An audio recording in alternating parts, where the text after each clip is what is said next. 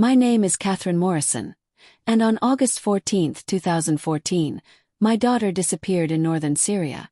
Her name was Jessica, Jess to everyone who knew her.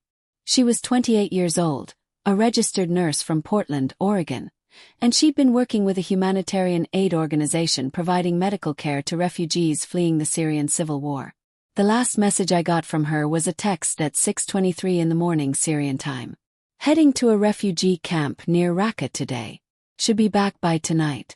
Love you, Mom. She never came back. For 3 days I heard nothing. Her organization couldn't locate her. The other aid workers didn't know where she'd gone. The refugee camp she'd mentioned didn't exist in any official records.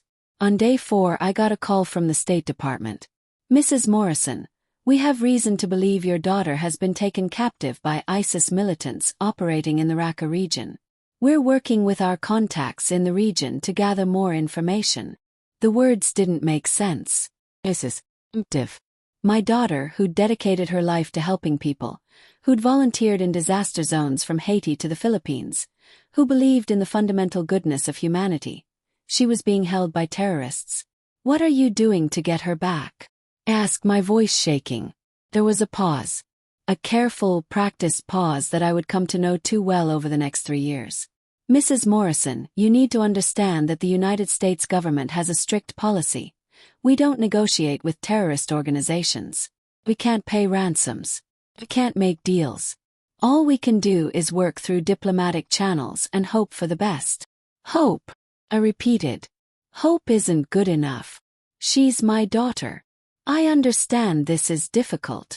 You don't understand anything. Hung up. That was the moment I realized that if my daughter was going to come home, it wouldn't be because the government saved her. It would be because I did. 6 weeks after Jessica disappeared, a video appeared online. I was at home in Portland when my phone started ringing. Friends, relatives, people from her organization, all of them telling me not to watch it, to let someone else screen it first, to protect myself from whatever it contained. I watched it anyway. The video was grainy, shot on a cheap camera in a concrete room with no windows. And there was my daughter sitting on the floor in orange clothing that made my stomach turn. Her hair covered, her face thinner than I remembered but unmistakably hers. She spoke directly to the camera, her voice steady despite the fear I could see in her eyes. My name is Jessica Morrison. I'm an American nurse from Portland, Oregon. I was taken by Islamic State fighters on August 14th while providing medical care to refugees. They are demanding a ransom of $2 million for my release. If this money is not paid within 90 days, they say they will execute me. The video cut off. I watched it 17 times that first day. 17 times I saw my daughter's face. 17 times I heard her voice. 17 times I looked for hidden messages, for signs of injury, for any indication of what she was enduring. The State Department called again. We've confirmed the video is authentic. Jessica is alive. But Mrs. Morrison, I need to be very clear. The U.S. government cannot and will not pay this ransom. If you attempt to pay it yourself, you could be charged with material support of terrorism. So what am I supposed to do? Asked. Just let them kill her. We're exploring every diplomatic option. Diplomatic options won't save her life. Money will. Mrs. Morrison, I'm going to bring my daughter home, I said. With or without your help. I hung up and started making a list. $2 million. I was a high school English teacher. My husband, Jessica's father, had died of cancer 6 years earlier, leaving us with medical debt we were still paying off. Our house was mortgaged. Our savings account had maybe $12,000. $2 million might as well have been $2 billion. But I wasn't going to let that stop me. I started a fundraising campaign. Created a website with Jessica's story, her photographs, testimonials from people she'd helped. I did interviews with local news stations, then regional, then national. I appeared on morning shows and news programs, telling anyone who would listen about my daughter, the nurse who'd dedicated her life to helping others and was now being held for ransom. The response was overwhelming. Donations came in from across the country. $10 from a retired teacher in Florida. $50 from a nurse in Boston. $100 from a church in Texas. $5,000 from a wealthy tech executive who'd read Jessica's story and been moved by her dedication to service. But it wasn't enough. After 3 months of fundraising, we'd raised $400,000. It was an incredible amount, a testament to the generosity of strangers, but it was nowhere near $2 million. And the 90-day deadline was approaching. That's when I got a call from a man named Daniel Carr. "Mrs. Morrison, my name is Daniel Carr. I'm a private security consultant who specializes in hostage negotiation. I worked for the FBI for 20 years before going private. I've been following your daughter's case, and I want to help. I can't afford a negotiator," I said immediately. "I'm not asking you to pay me. I'm offering to help because what's happening to your daughter is wrong, and because I believe I can get her home. But I need you to understand something. The negotiation process with terrorist organizations is complicated, dangerous, and illegal according to U.S. law. If we do this, we do it quietly. We do it carefully. And we never, ever tell the State Department what we're really doing." I didn't hesitate. "When do we start?" $2 million. I was a high school English teacher. My husband, Jessica's father, had died of cancer 6 years earlier, leaving us with medical debt we were still paying off. Our house was mortgaged. Our savings account had maybe $12,000. $2 million might as well have been $2 billion. But I wasn't going to let that stop me. I started a fundraising campaign, created a website with Jessica's story, her photographs, testimonials from people she'd helped. I did interviews with local news stations, then regional, then national. I appeared on morning shows and news programs, telling anyone who would listen about my daughter, the nurse who'd dedicated her life to helping others and was now being held for ransom. The response was overwhelming. Donations came in from across the country. $10 from a retired teacher in Florida. $50 from a nurse in Boston. $100 from a church in Texas. $5,000 from a wealthy tech executive who'd read Jessica's story and been moved by her dedication to service. But it wasn't enough. After 3 months of fundraising, we'd raised $400,000. It was an incredible amount, a testament to the generosity of strangers, but it was nowhere near $2 million. And the 90-day deadline was approaching. That's when I got a call from a man named Daniel Carr. "Mrs. Morrison, my name is Daniel Carr. I'm a private security consultant who specializes in hostage negotiation. I worked for the FBI for 20 years before going private. I've been following your daughter's case, and I want to help. I can't afford a negotiator," I said immediately. "I'm not asking you to pay me. I'm offering to help because what's happening to your daughter is wrong, and because I believe I can get her home. But I need you to understand something. The negotiation process with terrorist organizations is complicated, dangerous, and illegal according to U.S. law. If we do this, we do it quietly. We do it carefully. And we never, ever tell the State Department what we're really doing." I didn't hesitate. "When do we start?" Daniel taught me everything. He taught me that ISIS didn't actually expect to get $2 million. The initial demand was always inflated, a starting point for negotiation. He taught me that every communication had to be carefully worded, that showing too much desperation would drive the price up, that patience was our greatest weapon. He taught me how to use intermediaries, third parties in Turkey and Jordan who could relay messages without exposing our identities.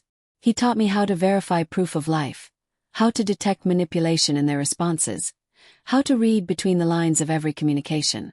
And he taught me that this process could take years. "Mrs. Morrison," he said during one of our planning sessions, "you need to prepare yourself for the possibility that Jessica might be held for a very long time. Months, maybe years. These negotiations move slowly. But as long as they're talking, she's alive.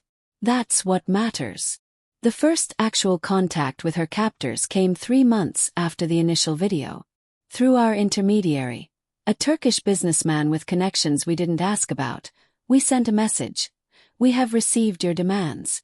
We are working to gather funds. We request updated proof of life. 2 weeks later, we got a response. A photograph of Jessica holding a newspaper dated 3 days earlier. She looked thinner, more tired, but alive. We responded, "We have raised $500,000. We can offer this amount for her immediate release." Their response, "Not enough. $1.5 million or she dies." And so it went back and forth month after month. Every communication took weeks. Every exchange required verification. Every step forward was preceded by 2 steps back. I mortgaged our house, took out a second mortgage that left us barely able to make payments. I sold everything we owned that had value. I took out personal loans. I maxed out credit cards. Daniel contributed his own money. $60,000 he'd saved over 20 years of FBI work. "Consider it an investment in doing the right thing," he said when I tried to refuse. My sister in Seattle sold her car and sent me $15,000. Jessica's college friends organized fundraisers. Her former patients started a medical fund in her name. Slowly, painfully, the number grew. $600,000. Then $750,000. Then $900,000. But it still wasn't enough. 2.5 years into Jessica's captivity, we hit a wall. We'd raised $1.1 million, an amount that seemed impossible when we'd started, but was still $400,000 short of the captor's final demand of $1.5 million.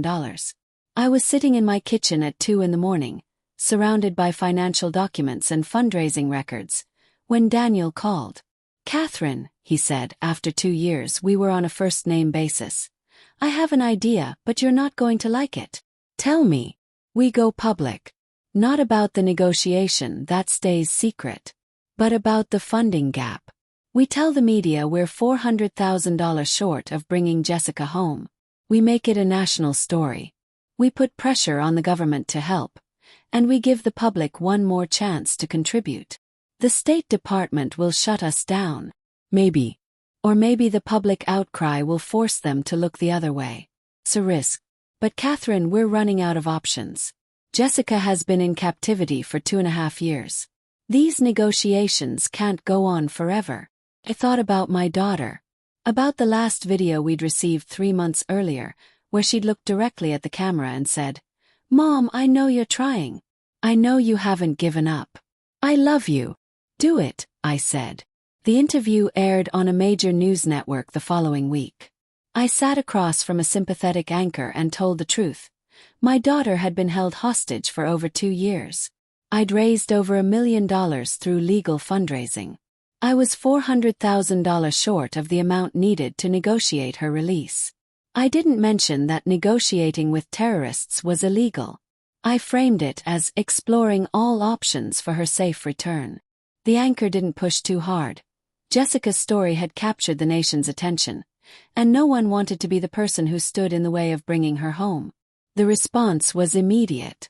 Within 48 hours, we'd raised another $200,000. Within a week, we'd crossed $1.4 million.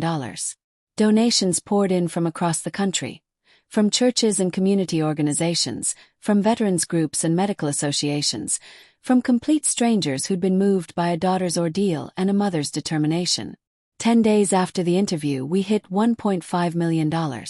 Called Daniel. "We have it. All of it." There was a long silence. Then, "Okay. Let's bring Jessica home." The actual exchange took 3 more months to arrange. Every detail had to be negotiated. The location, the timing, the verification procedures, the security guarantees. Daniel handled most of it, working through our network of intermediaries, each one taking a cut that further reduced the money that would actually reach Jessica's captors. In the end, $1.5 million became $1.2 million after intermediary fees. But it was enough. The exchange was set for a small town on the Turkish-Syrian border in May 2017, nearly 3 years after Jessica's capture. I flew to Turkey with Daniel. The State Department knew by then. Impossible to hide $1 million international transfer, but they'd chosen not to interfere. Officially, they maintained they had no involvement. Unofficially, a State Department official told me, "We can't help you. But we're not going to stop you. Bring your daughter home." The final meeting took place in a warehouse district outside of town. Daniel went in alone. He wouldn't let me come, wouldn't risk my safety. I waited in a car 3 blocks away with a Turkish security consultant, my heart hammering so hard I thought I might pass out. Daniel's phone was on speaker. I heard every word. The money has been verified. Release the hostage. Was. Voices in Arabic. Then English. She comes now. And then through the phone, I heard the voice I'd been desperate to hear for 3 years. Daniel. Is my mom here? I was out of the car before the security consultant could stop me, running down the street toward the warehouse, not caring about safety or protocol or anything except getting to my daughter. She emerged from the building supported by Daniel, skeletal thin, her hair cut short, wearing clothes that hung on her frame. But alive. Alive and walking and real. I reached her and pulled her into my arms, and we both collapsed onto the ground, holding each other, crying so hard we couldn't speak. I've got you, I whispered. I've got you, baby. You're coming home. Mom, she sobbed into my shoulder. You came. You actually came. Did you think I wouldn't? She pulled back and looked at me with eyes that had seen things I'd never understand. They told me the U.S. government wouldn't pay. That America doesn't negotiate. That I was going to die there. The government didn't save you, I said. But I wasn't going to let you go. Not ever. Jessica has been home for 7 years now. The first year was the hardest. She had nightmares every night. She couldn't be in small spaces. She couldn't watch the news. She couldn't talk about what had happened to her without breaking down. But slowly, with therapy and time and the support of people who loved her, she began to heal. She'll never be the same person she was before. 3 years in captivity changes you in ways that can't be undone. But she's found a new version of herself. Still a nurse, still dedicated to helping people, but more careful now, more aware of the cost of service. She works at a hospital in Portland, specializing in trauma care. She says it helps to take the worst of what happened to her and use it to help others who've experienced trauma. The State Department never charged me with material support of terrorism. Technically, we'd broken the law. Practically, prosecuting a mother for saving her daughter's life would have been a political nightmare. So they let it go and we never spoke of it again. Daniel Carr became family. He comes to Thanksgiving every year, and Jessica calls him Uncle Daniel. He says helping bring her home was the most important thing he's ever done. More important than his 20 years with the FBI. More important than any case he worked. People ask me if I have regrets. If I wish I'd done things differently. If I'm angry at the government for not helping. The truth is complicated. I understand why the U.S. doesn't negotiate with terrorists. I understand the policy is meant to prevent future kidnappings, to avoid funding terrorism, to protect the larger mission. But policy doesn't mean much when it's your child. When it's your daughter's voice on a hostage video. When it's your family that's being torn apart. I did what any mother would do. I fought for my child with everything I had. And if I had to do it again, if I had to mortgage my house and beg for donations and break laws and risk everything, I would do it in a heartbeat. Because at the end of the day, Jessica is home. She's alive. She's healing. And that's all that matters. My name is Catherine Morrison. For 3 years, my daughter was held hostage by ISIS in Syria. The U.S. government told me they couldn't help her. That policy prevented them from negotiating. That I should hope for the best and prepare for the worst. I refused to accept that. I raised $1.5 million. I learned to negotiate with terrorists. I broke laws I never thought I'd break. I did everything the government said I shouldn't do. And I brought my daughter home. This is our story. The story of what it takes to save someone when the system says they can't be saved. The story of a mother's love that refused to accept the impossible. Jessica is home now. Healing. Living the life she deserves. That's all the vindication I need. Some battles are fought by soldiers and diplomats. Others are fought by mothers who refuse to give up. I fought mine. And I won.